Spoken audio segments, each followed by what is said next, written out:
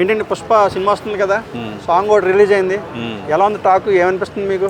పుష్ప ఏముందండి, అస్సలు తగ్గేదిలే అంటున్నారు కదా వాళ్ళే. పుష్ప 1 ఒకటైతే ఇది 10 times పుష్ప కన్నా 10 times కలెక్ట్ చేస్తుంది.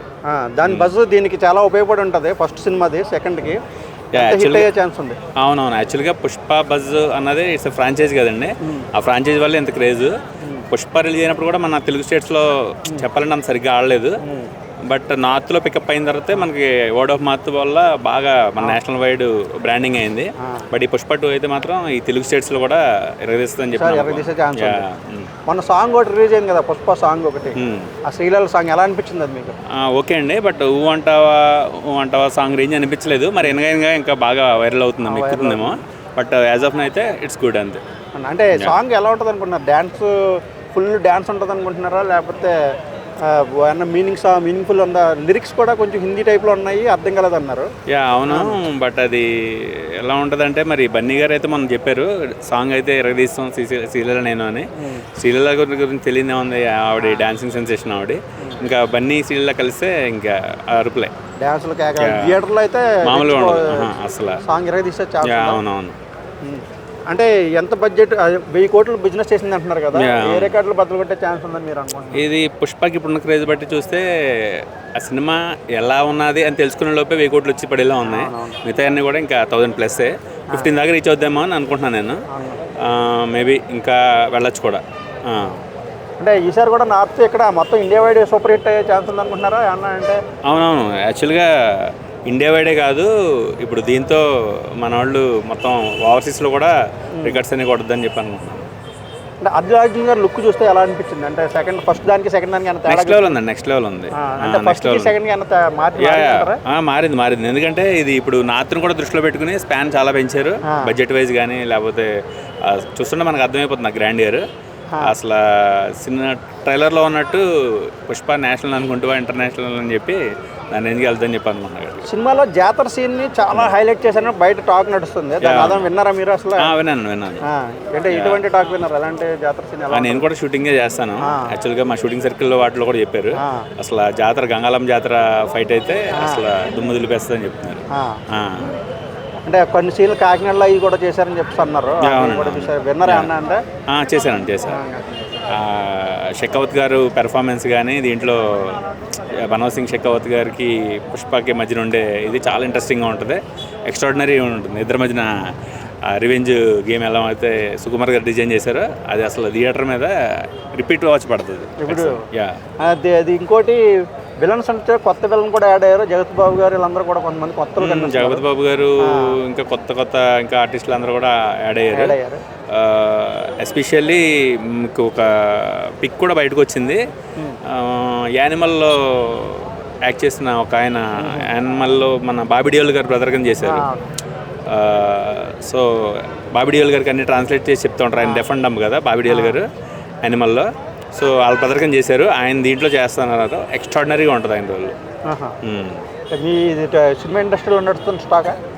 అంటే ఇండస్ట్రీలో టాక్ ఎలా నడుస్తుంది? అంటే ఇండస్ట్రీలో ఇంకా అది లేదండి, ఇంక ఇండస్ట్రీ అది లేదు. పుష్ప అంటే ఇంకా అది రావడం, దాని డబ్బులు అది పట్టుకెళ్ళడం అంతే. ఇంకా దాని గురించి అలా వేరే టాపిక్ అనేది లేదు.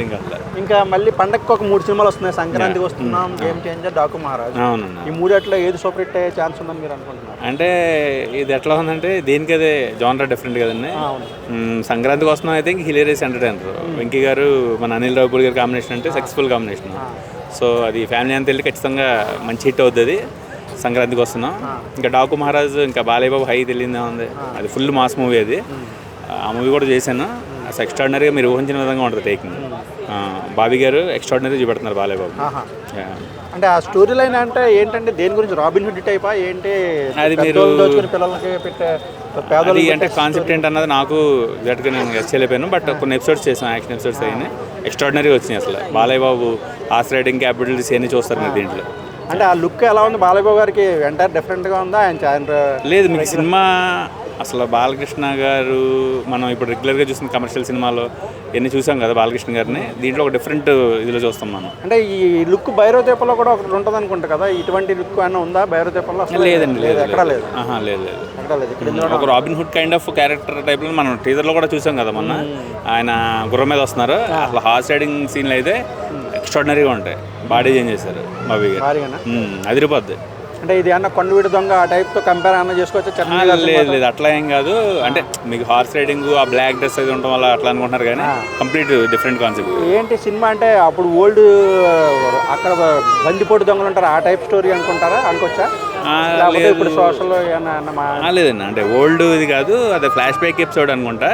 ఎగ్జాక్ట్గా నాకు పాయింట్ ఏంటన్నది మనకు తెలియదు కానీ బట్ చేసిన ఎపిసోడ్స్ అయితే మాత్రం మనం కొత్త బాలకృష్ణ గారిని చూస్తాం.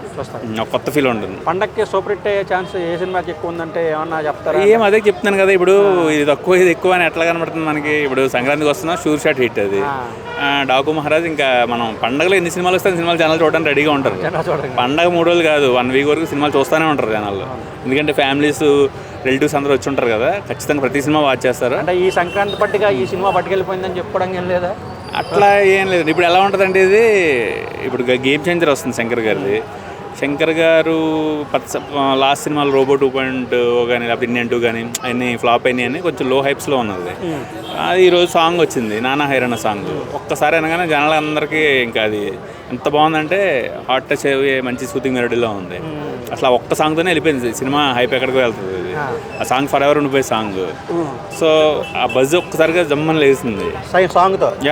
సూపర్ ఎక్స్ట్రాడినరీగా ఉంది. అంతకుముందు సాంగ్స్ అయినా కొంచెం అక్కడెక్కడ కొంచెం అలా ఉంది ఇలా ఉందని చెప్పి ఇది వచ్చినాయి కానీ ఆ సాంగ్స్ కూడా ఈవెన్ శంకర్ గారు గ్రాండ్ ఇయర్ స్కేల్లో మనం విజువల్గా చూసినప్పుడు అసలు మన మైండ్ బ్లాక్ అవుతుంది అసలు విజువల్స్. మన టీజర్లోనే కొన్ని షార్ట్స్ పడితేనే అసలు ఆ చూసిన వాళ్ళకి ఎవరికి ఏం అర్థం అవ్వాలి, ఇదేంటి అసలు ఈ విజువల్ అసలు ఊహించుకోవడానికి నెక్స్ట్ లెవెల్లో ఉంది కదా అని చెప్పి అది మనం విజువల్గా చూస్తామండి థియేటర్లో. ఓవరాల్గా అయితే 3 సినిమాలు హిట్ అయ్యే ఛాన్స్ ఉంది. ఖచ్చితంగా 3 హిట్ అవుతాయండి. ఎక్కడ కూడా మనం వేరే డిఫరెన్స్ ఆఫ్ ఒపీనియన్ అయితే నాకైతే లేదు. అది 190, 280, 380 ప్లేస్మెంట్స్లో డిఫరెన్స్ ఉంటుంది తప్ప 3 అయితే మాత్రం ఖచ్చితంగా బ్లాక్ బస్టర్స్ సంక్రాంతి.